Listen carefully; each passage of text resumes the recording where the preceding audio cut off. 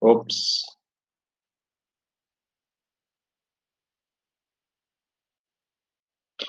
Pois então, nós chegamos ao nosso quinto encontro, depois de termos feito um percurso que partiu da familiarização com a ideia teísta de Deus, que emergiu no pensamento, na civilização ocidental, né?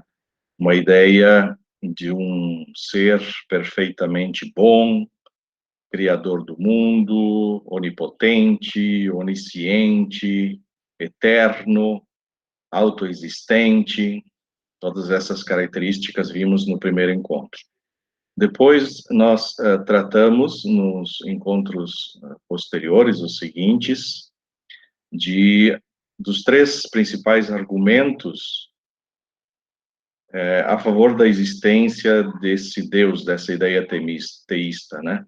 O argumento ontológico, o argumento cosmológico e o argumento teleológico. E chegamos hoje, então, ao momento de nos voltarmos para algumas dificuldades desta crença teísta, e especificamente aquela que é considerada a maior das dificuldades a ser enfrentada pelo Deus teísta, que é o problema do mal. O problema do mal, ele recebeu diferentes formulações, e eu vou trazer aqui a principal, que é aquela que parte de Epicuro. Nós poderíamos expressá-la deste modo: se Deus é bom, por que o mal existe? Ou seja, nós partimos aqui da incontestabilidade da veracidade, da existência concreta, palpável do mal. Me parece que todos nós experienciamos sofrimento, dor, visualizamos, observamos a existência de mal gratuito, aparentemente, muitas vezes, sem sentido no nosso mundo. Então, é um problema que se põe porque, aparentemente, a existência do mal, que é inconteste, não pode ser conciliada, é inconciliável com uma ideia de um Deus onibenevolente, onisciente e onipotente, especialmente. Na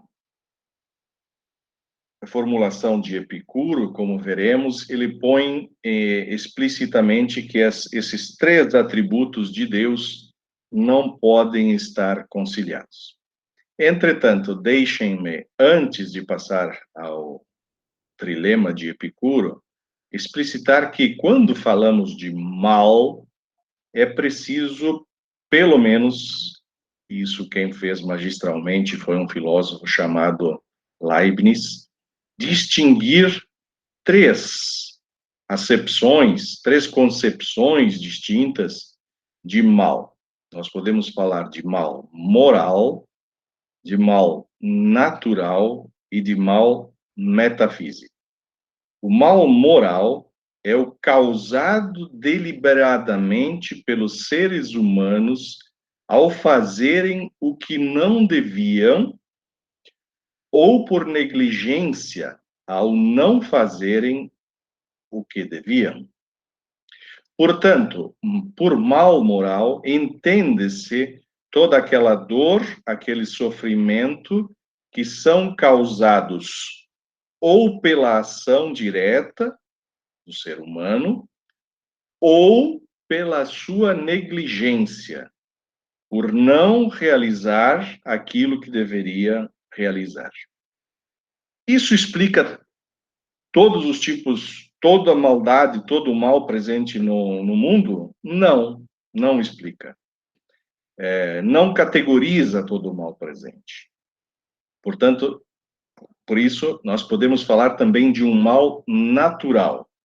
Por mal natural, entende-se todo o mal que não for deliberadamente produzido por seres humanos e que estes não permitam que aconteça por negligência. Ou seja, por mal natural entende-se todo o sofrimento, a dor, a morte, resultantes de eventos naturais, como, por exemplo, terremotos, vulcões, mas atenção, que não se ocorram por negligência humana.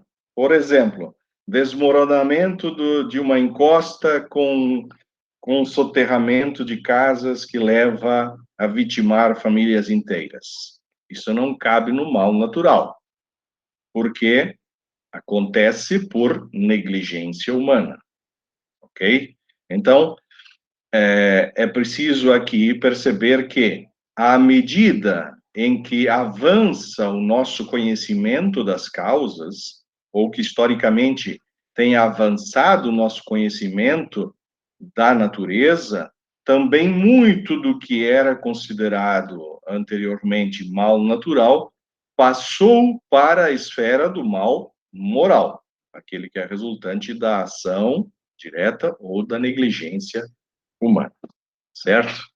E, por fim, Leibniz menciona um terceiro tipo, uma terceira concepção de mal, que é o mal metafísico. É aquele que se refere à finitude e à contingência humana, assim como à imperfeição e à falta de ordenação em tudo o que existe. Portanto, por mal metafísico, entenda-se o mal resultante da própria finitude, seja nossa, humana, seja também do próprio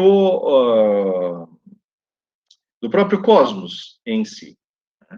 Então, segundo este raciocínio, alguns explicam a ocorrência de maremotos, ou de terremotos, ou de vulcões, como resultantes da própria finitude do cosmos. E, nesse sentido, também há filósofos que justificam a nossa submissão à dor, ao sofrimento, pelo próprio fato de sermos finitos. Ou seja, por que é que sofremos fisicamente? Por que é que temos dor física, né? Simplesmente porque temos corpo. É inerente à condição de finitude à qual estamos submetidos. Ok? Então, vamos registrar essas três concepções de mal para posteriormente tratarmos de cada uma delas. Feita a acepção, então, nós vamos à análise do problema do mal. Classicamente, nós distinguimos dois problemas dentro daquilo que se chama o problema do mal. Ou seja, é possível perceber duas dimensões do problema do mal. Aquele que é chamado pelos filósofos de o problema lógico do mal e aquele que é chamado de o problema indiciário do mal. O problema lógico refere-se à perspectiva de que a existência de mal no nosso mundo é logicamente inconsistente com a existência do Deus teísta. Então, é nessa acepção que se põe o chamado trilema ou paradoxo de Epicuro, como veremos. Consiste em demonstrar logicamente que a existência de Deus e a existência do mal seriam duas proposições antagônicas, não inconciliáveis, não podendo ser ambas verdadeiras, ou seja, ou Deus existe e o mal não existe, ou existindo o mal, Deus não pode existir. Analisaremos este problema. E o segundo problema é o indiciário. Indiciário tem a ver com indícios, né? Com evidências. Então, refere-se à perspectiva de que a diversidade, os diferentes tipos, e a abundância de mal no nosso mundo são uma sustentação racional ao ateísmo.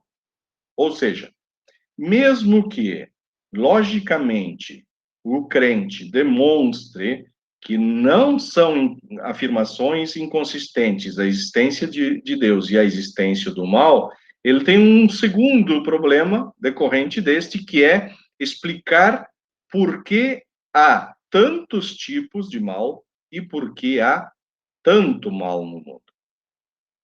Então, esses são os problemas com os quais nós temos de nos defrontar, ou que são propostos para os defensores do teísmo.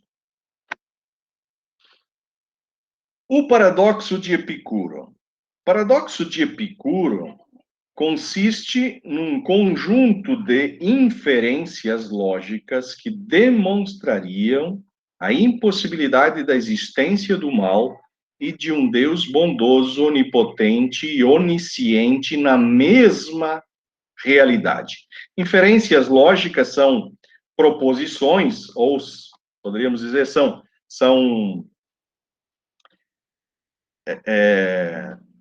afirmações ou negações, né? São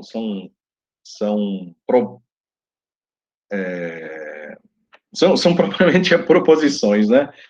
Acerca da realidade e que, nesse caso, são inconciliáveis.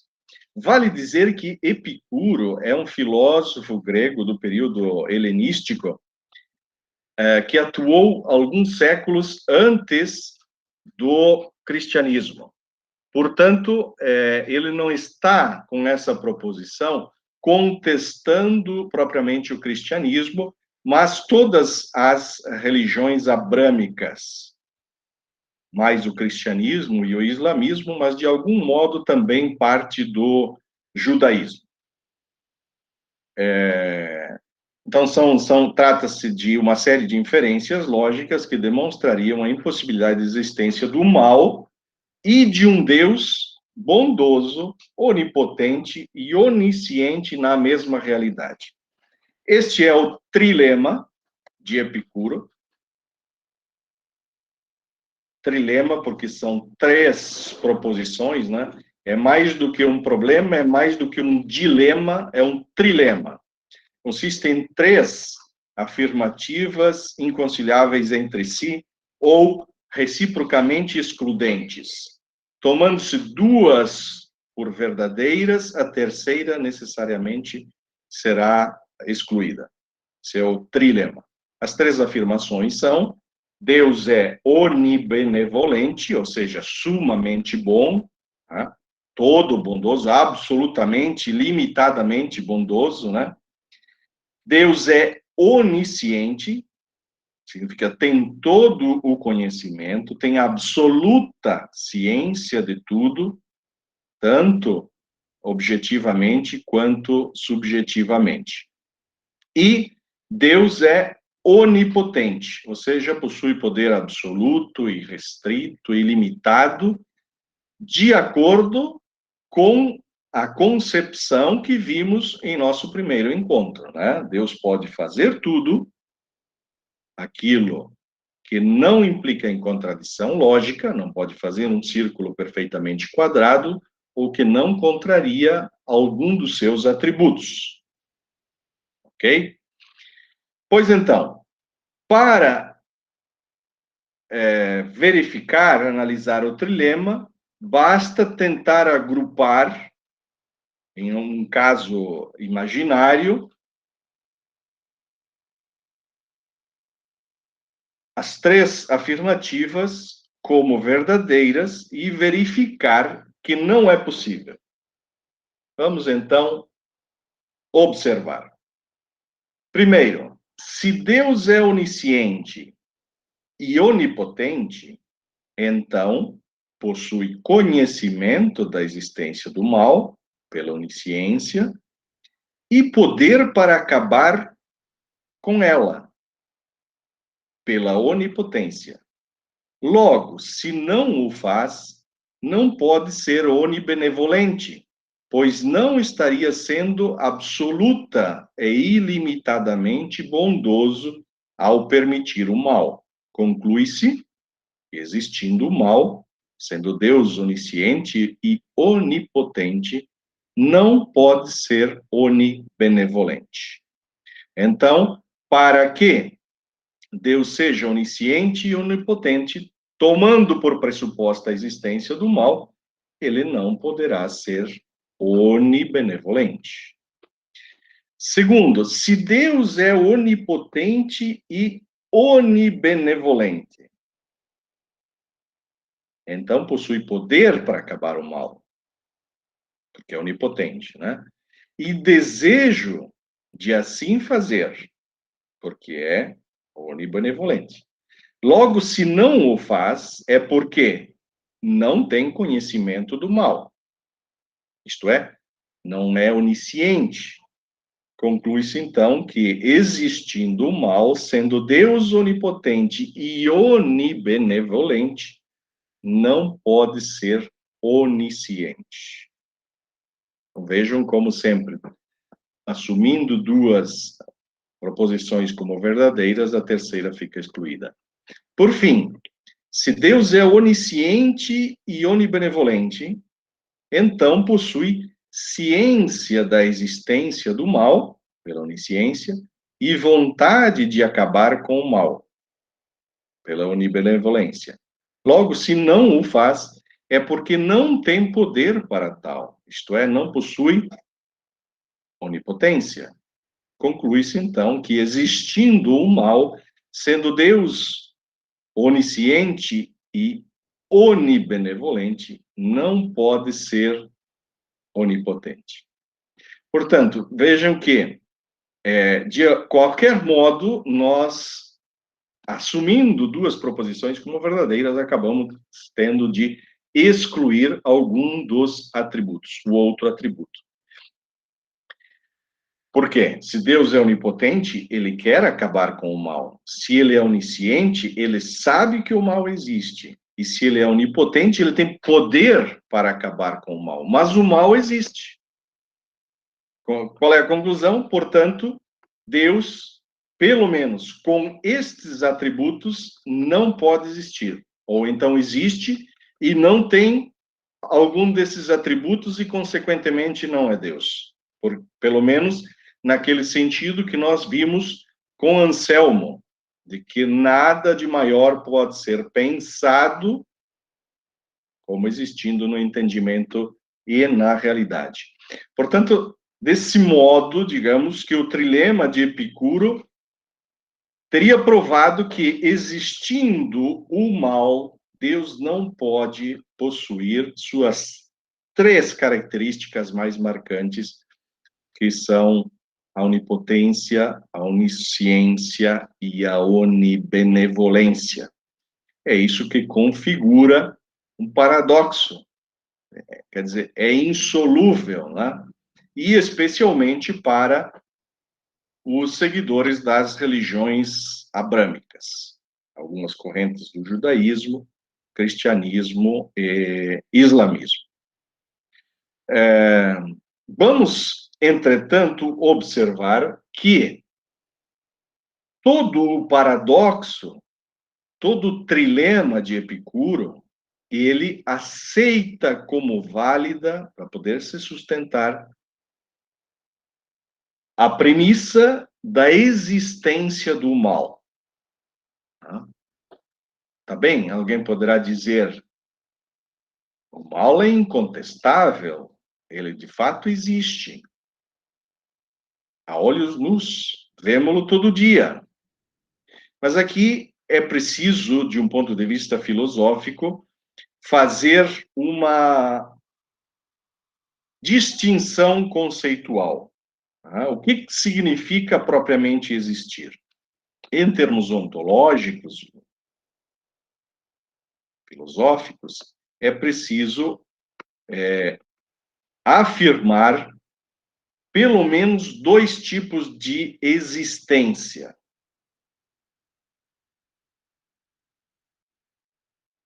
É preciso declarar, esclarecer que, sem fugirmos do tema, né, que existem pelo menos dois tipos de existência. Uma existência positiva, que nós tratamos como uma existência verdadeira, mas também uma existência negativa, que nós tratamos como uma pseudo-existência, ou seja, trata-se de fenômenos pseudo-existentes, são os fenômenos que não possuem algo em si, mas são nomeados, são conceituados, como se fossem algo por si só, para facilitar a nossa comunicação, e não tomamos propriamente o fenômeno em análise, para observar a sua existência ontológica negativa. Eu acho que o exemplo mais simples que se pode dar de uma existência negativa é um buraco. Vamos tomar um buraco na praia, né? Na areia da praia. Que existência tem um buraco? Nós chamamos isso de uma existência negativa, porque ele propriamente não é algo, ele é a ausência parcial de algo. Portanto, uma existência ontologicamente negativa é nada mais que a parcial privação de algo, uma ausência. Uma ausência. Disso até advém uma história bastante popularizada, né, de um argumento que Einstein, vocês devem conhecer, né, que Einstein teria usado numa das aulas, quando questionado pelo professor acerca da existência de Deus, ele teria retrucado perguntando: professor, mas o que é a escuridão, senão a ausência de luz? O que é o frio, senão a ausência de calor? E o que seria o mal, segundo Einstein, né, senão a ausência de bem? Pois então, este raciocínio, não sei se Einstein de fato fez ou não, né? Eu costumo dizer que agora, se a gente quiser tornar dizer alguma afirmação célebre, basta atribuí-la a Einstein, né? Eu não sei se Einstein disse, mas eu sei que Agostinho construiu um raciocínio assim lá no século IV. Tá? Isso eu sei. Por quê? Agostinho toma justamente o mal como tendo uma existência negativa, como sendo a privação do bem. Portanto, não tendo uma existência substancial ou uma existência verdadeira, né? Agostinho parte sempre a sua argumentação a partir de premissas bíblicas, né? Então, nesse caso, ele parte da premissa de que Deus criou tudo e viu que toda a sua criação é boa. Isso está lá no início do primeiro livro da Bíblia, né, no Gênesis, capítulo 1, quando do relato da criação, depois de cada dia do ato criativo, aparece sempre como um refrão: e Deus viu que tudo era bom. Portanto, se a natureza criada é boa, porque vem de Deus, o mal só poderia ser a privação, a ausência do bem, a ausência de Deus. Então, para Agostinho, o mal não existe propriamente de maneira alguma, né?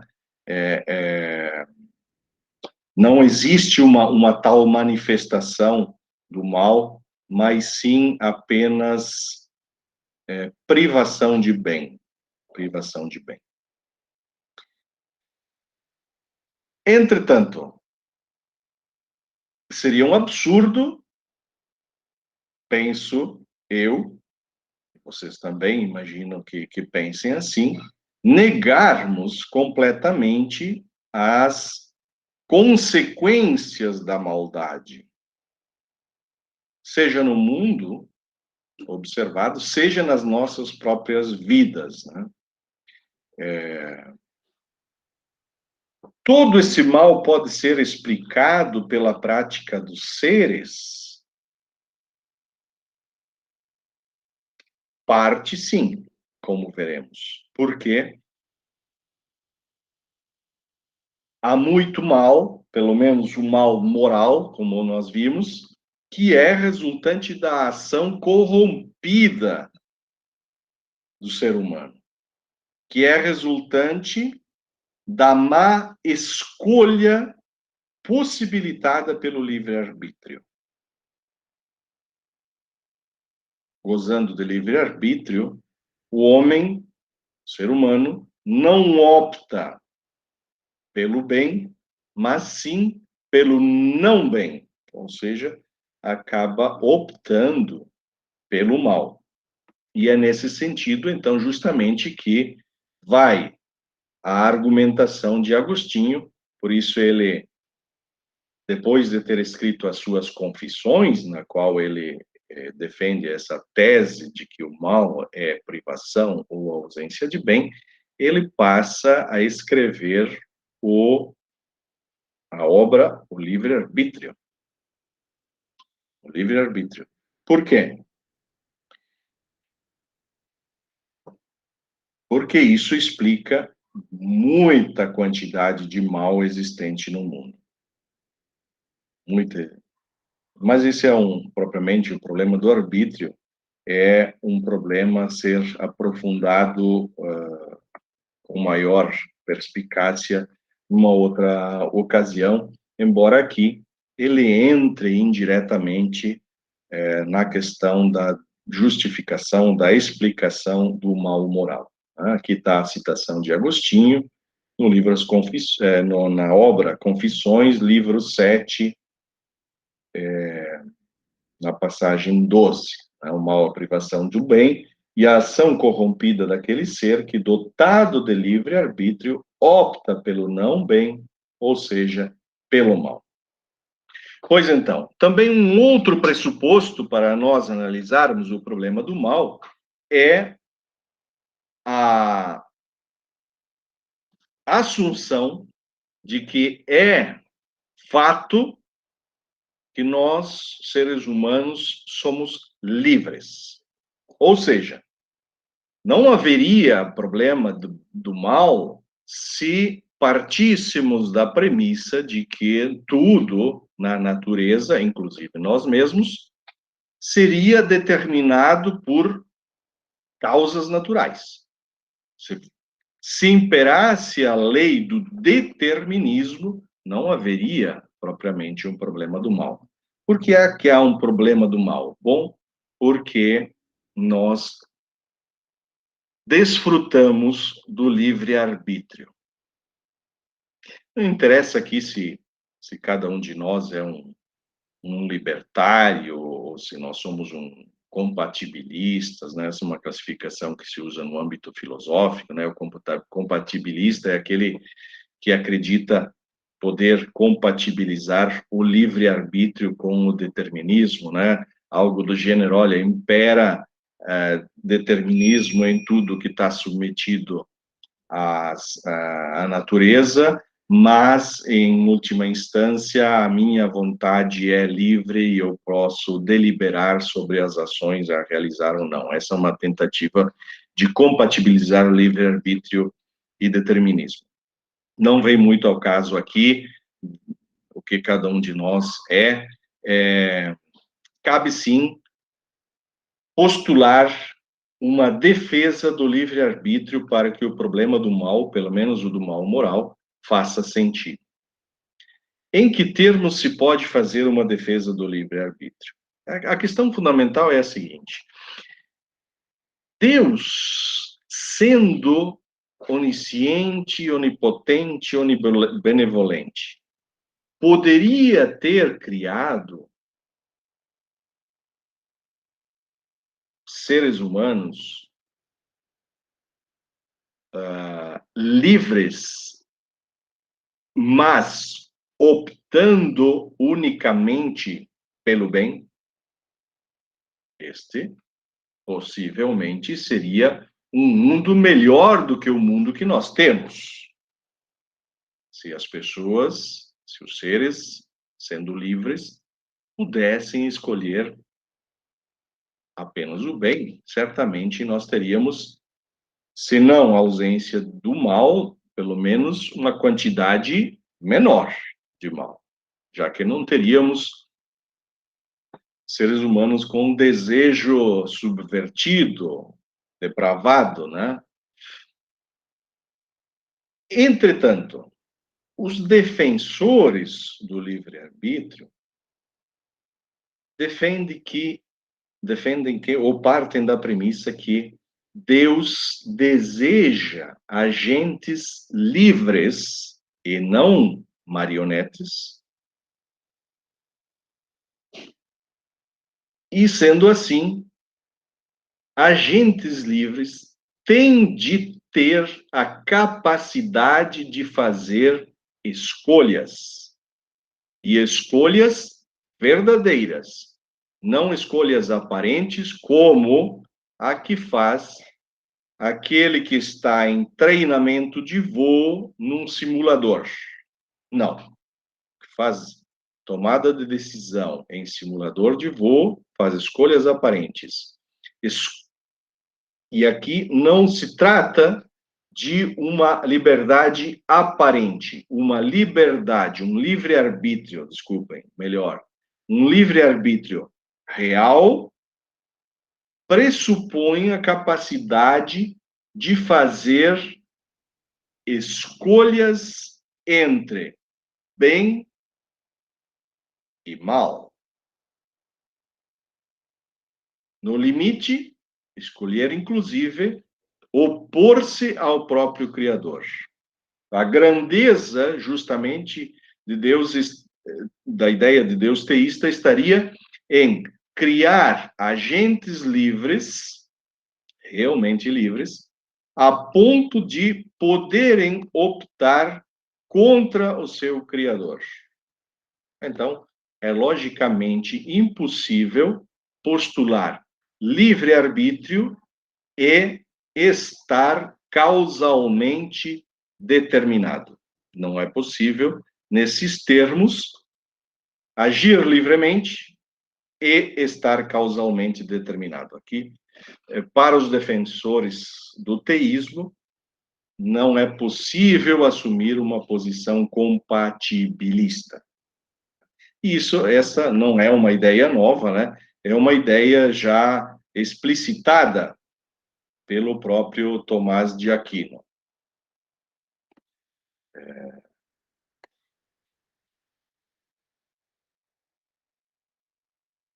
A ocorrência de alguns males no nosso mundo é logicamente necessária para a obtenção de bens que os superam.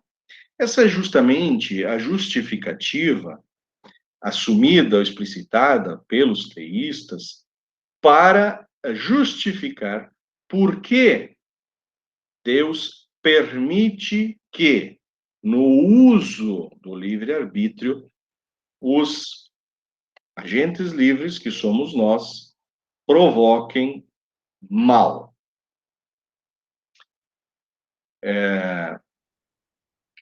A resposta que o teísta dá a essa contestação é de que, geralmente, é a de que o nosso conhecimento é limitado a ponto de nos impossibilitar de compreender o plano de Deus, que de alguns males, pode obter bens que os superam. Mal comparando, como diz Eagleton, é como se a visão das árvores nos impossibilitasse de ver o bosque. Estando muito próximos, vemos algumas árvores e não somos capazes nem de ver a totalidade das árvores e muito menos de ver o bosque em si. Então, uma das justificativas para a permissão do mal seria que deles, dos males, Deus pode obter bens maiores.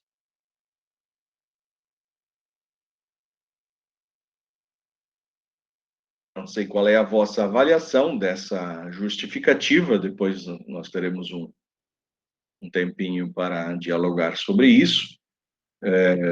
Eu apenas faço aqui a explicitação das teses, né? Dentro desta linha de raciocínio, é logicamente impossível que Deus crie um mundo com bem moral sem mal moral.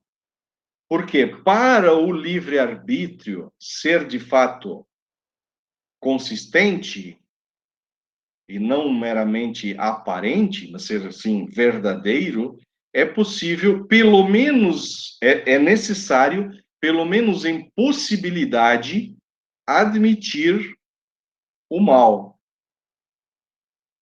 Portanto, pensando como Leibniz, o melhor mundo possível para Deus seria necessariamente um mundo de seres agentes livres que podem optar pelo bem e, como possibilidade, podem optar pelo mal.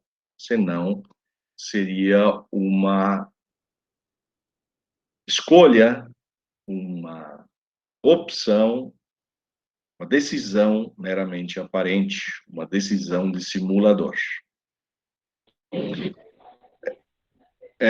Assim, a existência do livre-arbítrio implica a ocorrência, ao menos em possibilidade, de mal.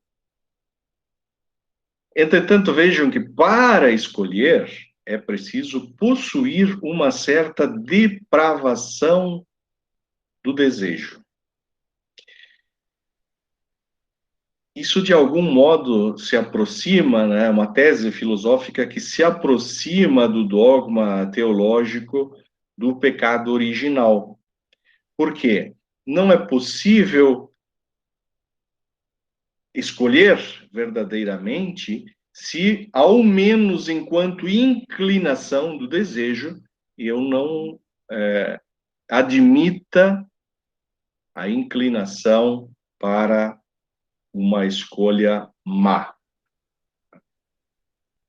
É como se o bem só pudesse ser compreendido a partir do contraditório, né? A partir da sua contradição.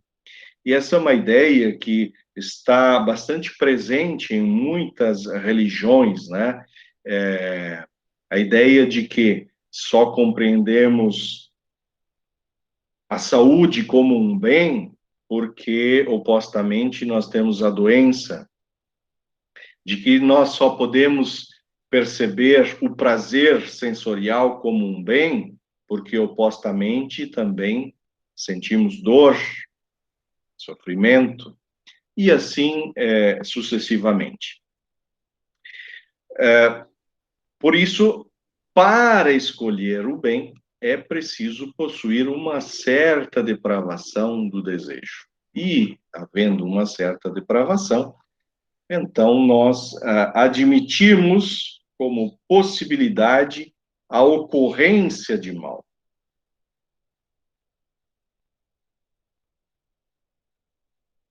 Entretanto, há a possibilidade de os seres humanos originarem muito mal. Muito mal. Aliás, se olharmos para o século XX, nós percebemos claramente que do seu início ao seu fim, o século XX está marcado por muito sangue, né? Milhões, não milhares, mas milhões de vidas foram tolhidas na Primeira Guerra, na Segunda Guerra, em uma quantidade enorme de conflitos, em episódios de calamidade por doenças como ebola, ou a fome que atacou e ataca especialmente o continente africano, né? Ou seja, o ser humano originou muito mal. E este mal do qual estou falando, né, com estes exemplos, fica evidente, são consequência lógica do fato de terem efetuado uma escolha livre e responsável. Essa é uma premissa importante a considerar na análise do problema do mal. O teísta diz: o melhor mundo querido por Deus e possível de ser criado é um mundo no qual estão seres livres e responsáveis, portanto, capazes de efetuar uma escolha radical entre o bem e o mal.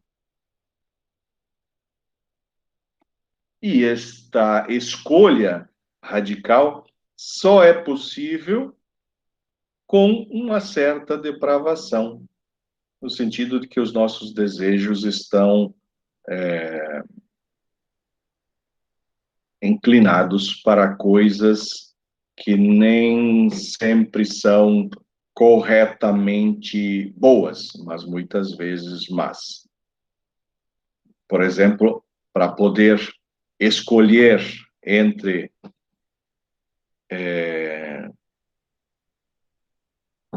comer bem ou comer mal, eu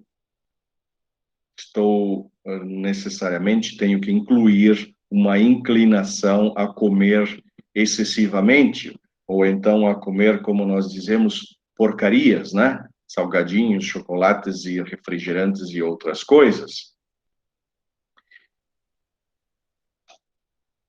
Para poder me entregar aos desejos, aos prazeres sexuais, que é tido como uma coisa boa, porque dá prazer sensorial, admite-se a depravação existente de, eventualmente, haver traições às pessoas com as quais nós escolhemos estabelecer uma relação mais duradoura. Não quer dizer que a depravação em si mesma seja um mal, mas ela acaba sendo a condição para o mal ocorrer. Portanto, aqui também fica evidente que a ocorrência do mal enquanto possibilidade acaba sendo tomada como existente e condição para a existência do bem, que é a liberdade de poder escolher. Agora, a questão é por que nós temos tanto mal? Ou seja, por que Deus permite o mal e, na visão de um crítico, um ateu, é mal em demasia, enquanto para o teísta é um mal limitado, que não escapa ao controle de Deus, né? O teísta argumenta que Deus mantém o controle porque este mal moral é um mal que não depende propriamente de Deus, mas depende exclusivamente da ação humana, da decisão humana. Então, se há mal em demasia, é justamente porque o homem, o ser humano, toma decisões erradas, equivocadas, enganosas, e acaba gerando ocorrências de mal, sofrimento, prejuízos, violações da dignidade, exploração sexual, exploração no trabalho, N tipos de violências mais diversas.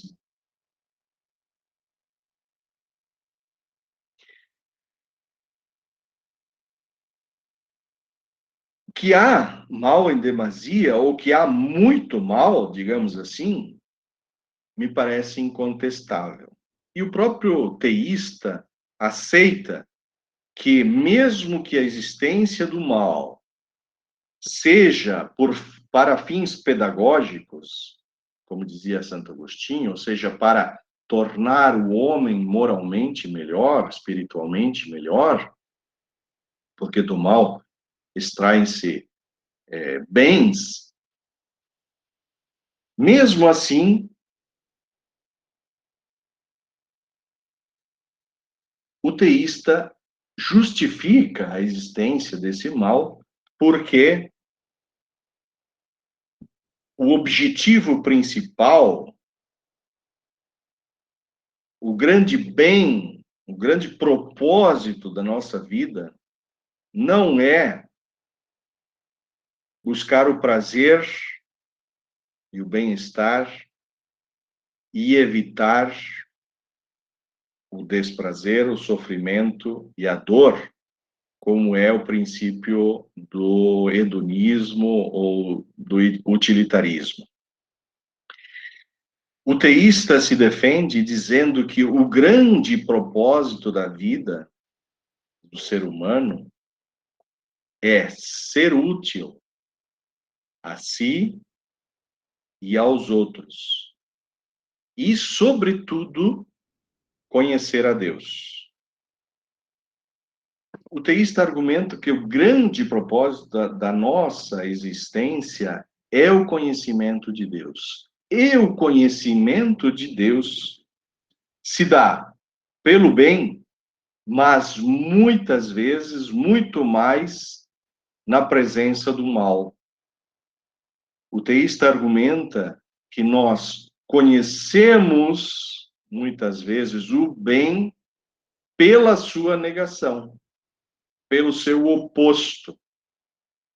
Aliás, esse é até um princípio, às vezes, utilizado na própria matemática, né? É o cálculo pelo contraditório, né? Pelo inverso. O direito também usa esse princípio, né? Como vocês, com certeza, são sabedores. Pois então, Deus permite o mal moral limitadamente, mas porque respeita, sobretudo, o livre-arbítrio do qual dotou os seres criados, seres humanos criados, respeita também, não intervindo, respeita a ação livre, gere ela bem ou gere ela mal. É como se, para o teísta, o mal resultante da ação humana fosse, em parte, um mistério.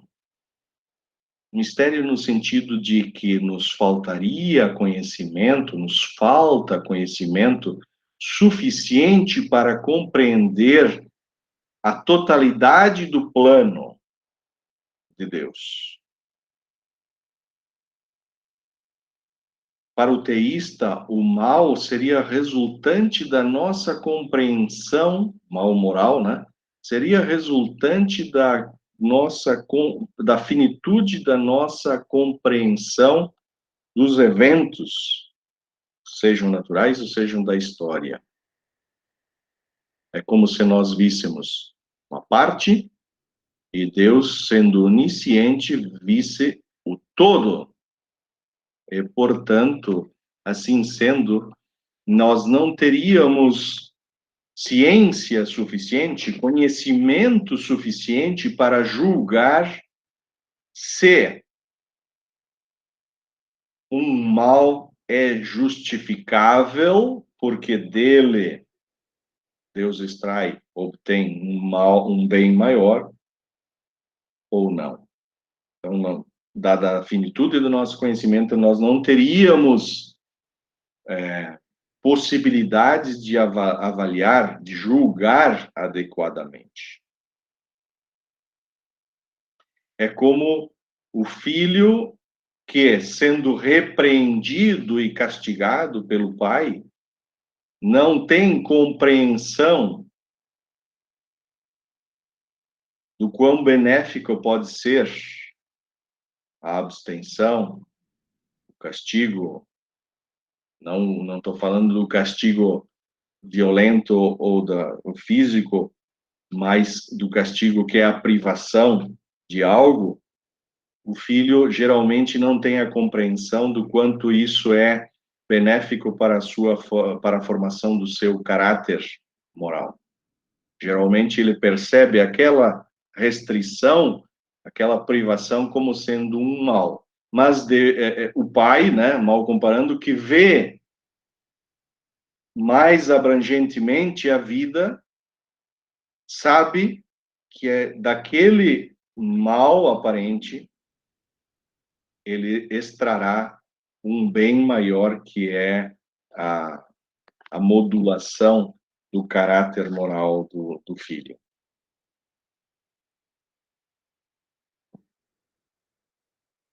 E o mal sem sentido? E o mal sem sentido? O problema indiciário. Provavelmente, assim está explicitado o problema, há males sem sentido. Se Deus existe, não há males sem sentido. Logo, provavelmente, Deus não existe. Ou seja, aqui também há afirmações inconciliáveis entre si. Havendo males sem sentido, e me parece que aparentemente haja males sem sentido, como 6 milhões de vidas de judeus tolhidas no Holocausto, então, provavelmente, Deus não existe. Reparem que há aqui um índice de probabilidade. Um índice de probabilidade. As respostas do teísta, o teísta cético. Se Deus existisse e se soubéssemos o que ele sabe, então talvez soubéssemos que Deus não chegou sequer a ter escolha. É a chamada tese da insuficiência de conhecimento. Deus pode ter razões morais suficientes para permitir o mal. Razões morais que nós desconhecemos, nós desconheceríamos. Outra resposta possível é a de que os males naturais nos possibilitam conhecer os fenômenos e são uma oportunidade de crescimento moral e espiritual. Por quê? Porque os males naturais, como cataclismos, maremotos, tsunamis, nos possibilitam justamente conhecer melhor os fenômenos, as suas causas, e assim evitá-los. Tá bem? Alguém pode dizer, mas não está no poder de Deus evitar esses fenômenos, mesmo de raiz? Será que nós precisamos deles para conhecer as suas causas e assim nós mesmos evitá-los? Deus não poderia fazer isso de raiz? A teodiceia construída por Leibniz, ou seja, a argumentação, a justificativa construída por Leibniz, é que mesmo Deus querendo construir, criar um mundo, ele não teria podido evitar fenômenos como este. Por quê? Porque aquilo que aos nossos olhos aparece como um mal natural, aos olhos de Deus seria meramente o resultado da finitude do criado, da finitude da criação. Diga, vamos pôr em termos lógicos. Em termos lógicos seria o seguinte: Deus poderia ter criado um mundo perfeito? E a resposta é, logicamente, não. Por quê? Porque o conceito de criação implica que o criado seja inferior ao Criador. O Criador é perfeito. Logo, a criação não poderia ser perfeita. Ela tem que ser finita, ser limitada. E está no seu ser finito, no seu ser limitado, ter fenômenos que implicam ou têm por consequência geração de eventos tomados como mal pelo gênero humano, nomeadamente sofrimento, dor física, né? Perdas de entes queridos são tomados como mal, né? No tsunami, muitas vidas, inclusive inocentes, foram levadas, né? Aparentemente, trata-se de um mal sem sentido. O teísta responde que essa é justamente uma oportunidade de crescimento moral e espiritual, portanto, extrai-se do fenômeno bens, obtém-se do fenômeno bens, e o teísta ainda diz, olha, o fenômeno em si não é bom nem mal, o fenômeno é um fenômeno e é inerente à condição de finitude, de limitação da criação. A sua consequência é que, para nós, é que somos seres morais, aparece como males. Mas ainda assim, são oportunidade de crescimento moral e espiritual. E uma terceira resposta que o teísta dá é de que fenômenos como este tornam possível a escolha livre e oferece tipos de escolhas particularmente valiosas. Então, possibilitam a escolha pela empatia, a escolha pela generosidade, a escolha pela bondade, a escolha pela boa vontade.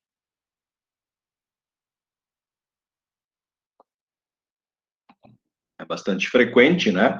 Diante de catástrofes naturais, haver mobilização para a cooperação, para a solidariedade, para a doação, que, não digo supere o mal, mas que sejam grandiosas, né? Tudo, para se pensar o problema do mal, consiste em imaginar mundos possíveis. Imaginar mundos possíveis. Então, vamos imaginar um mundo possível para tomar uma decisão. Melhor seriam poucos minutos de prazer considerável ou muitos anos com minutos de dores que terão efeitos benéficos sobre os outros ao fim de alguns anos. Poucos minutos de prazer considerável ou muitos anos com minutos de dores que terão efeitos benéficos sobre os outros ao fim de alguns anos. O teísta facilmente aqui responde, opta pela segunda alternativa. Muitos anos com minutos de dores que terão efeitos benéficos sobre os outros ao fim de alguns anos. O hedonista escolhe a primeira alternativa porque faz da busca pelo prazer o propósito da sua vida. O teísta diz, não, o propósito maior da vida não é buscar o prazer e evitar a dor e o sofrimento, mas conhecer a Deus. Conhecer a Deus. E, portanto, muitos anos são uma oportunidade maior, mais longa, para se conhecer a Deus. Por que se importar com tudo isso? Por que se importar com tudo isso? O teísta faz mais do que se importar com a existência do mal. O teísta procura fazer da existência do mal uma prova da existência de Deus. Então, está aqui explicitado o seu raciocínio. Premissa 1, Deus não existe. Premissa 2, valores e deveres morais objetivos não existem. Premissa 3, mas o mal existe. É incontestável. Logo, valores e deveres morais existem e, consequentemente, Deus existe. Ou seja, o teísta argumenta que nós podemos escolher entre bem e o mal, portanto, bem e mal são valores objetivos, não, ou seja, não dependem de uma escolha subjetiva, pessoal, mas sim existem objetivamente, porque eu reconheço o mal como existente objetivamente, e esta é justamente a prova da existência de Deus. Por quê? Porque eu só percebo o mal existente porque eu tenho a ideia de sumo bem, a ideia de bem perfeito. E aí, ele, claro, vincula esse seu raciocínio ao argumento ontológico, de que a ideia de bem que eu tenho, é a ideia de Deus, né? Deus é o sumo bem, não existe apenas no entendimento, mas também na realidade, porque ele, senão, não seria o sumo bem. O sumo bem tem de existir na realidade, porque senão não seria sumo, seria possível pensar um bem ainda maior com existência no entendimento e existência na realidade. Então, vejam, é um raciocínio que está presente também, por exemplo, no Dostoiévski, né? Nos Irmãos Karamazov, que é um clássico de Dostoiévski, né? Tá postulado lá, se Deus não existisse, tudo seria permitido. Ou o inverso, né? Porque Deus existe, o mal deve ser condenado, o mal é percebido e deve ser condenado, o bem é percebido. Ou seja, o teísta argumenta que se Deus não existisse, nós deveríamos ou precisaríamos criá-lo para podermos ter critérios objetivos de definição do que é o bem e do que é o mal.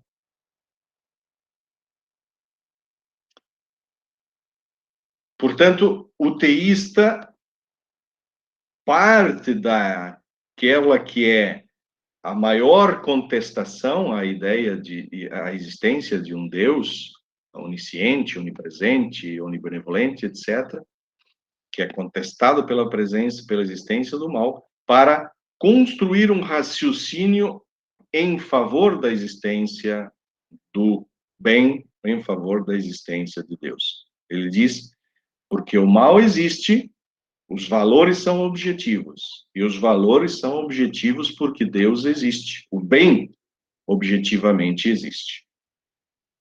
Por isso, temos de nos importar com tudo isso. Quais são as conclusões? A que conclusões nós podemos chegar? Primeira, chegamos à conclusão de que há justificação racional para aceitar o teísmo e há justificação racional para aceitar o ateísmo.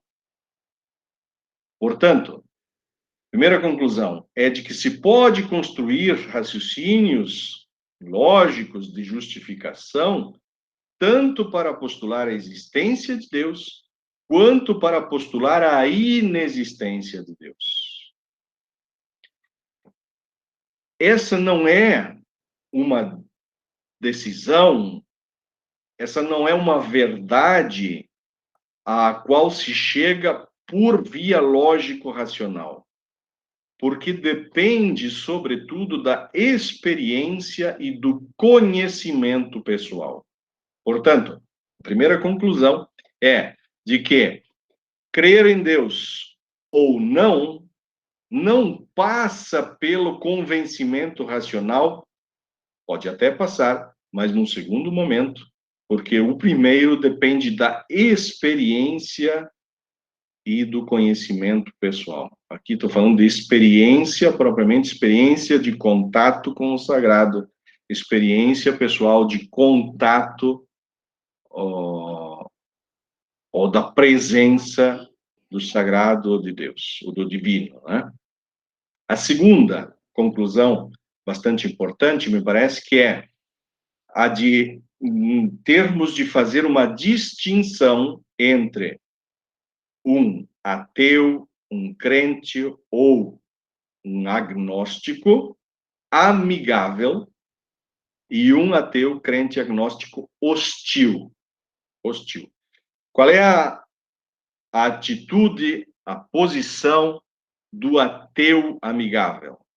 É a daquele que tem convicção da inconciliabilidade entre a premissa de Deus onisciente, onibenevolente e onipotente e a existência do mal. E existindo o mal, portanto, Deus não existe. Ou seja, o ateu está amigável, está convencido da inconciliabilidade destas premissas e, portanto, da inexistência de Deus. Mas ele é amigável por quê? Porque, apesar da sua convicção, ele admite que um outro raciocínio lógico igualmente válido, aquele feito pelo crente, é possível.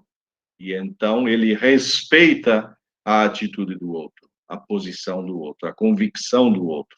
Igualmente o crente amigável, né? É aquele que tem uma convicção da existência de Deus e consegue conciliar essa sua crença com a existência do mal, mas respeita a atitude, a posição, a convicção do ateu que vê essas premissas como inconciliáveis.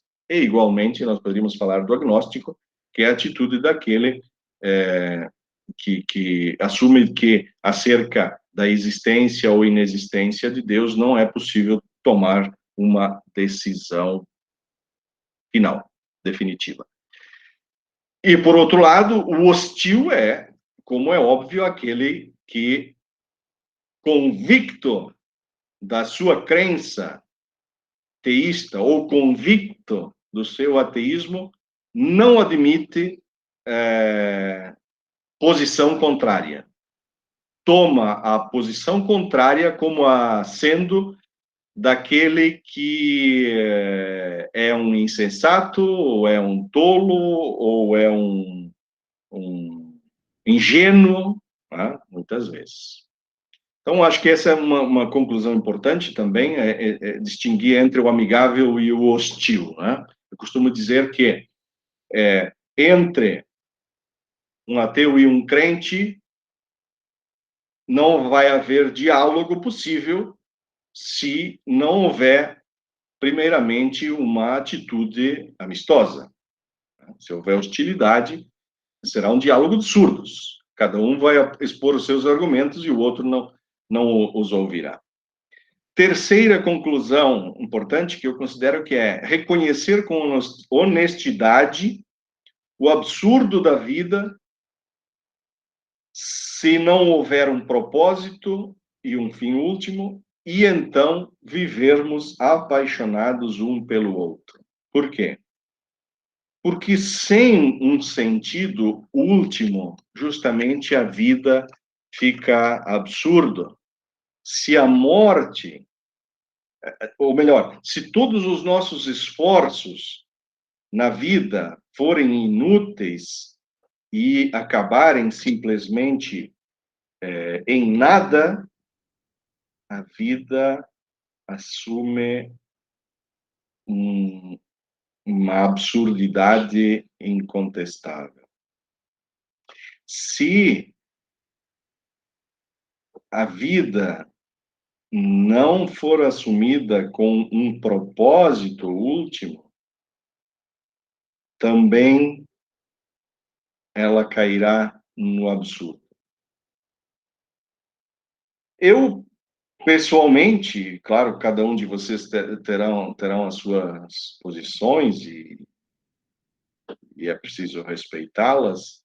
Eu sou muito mais pascaliano. Blaise Pascal, né, lançou a sua famosa aposta, né?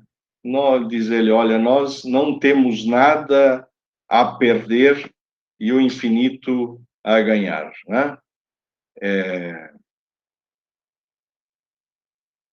Também porque apontar a existência do mal e simplesmente negar a existência de Deus por incompatibilidade é descartar a única esperança. A única esperança, diante de muitas situações de mal, é apostar na justiça eterna, né? Manifestada sob punição ou sob recompensa. Senão,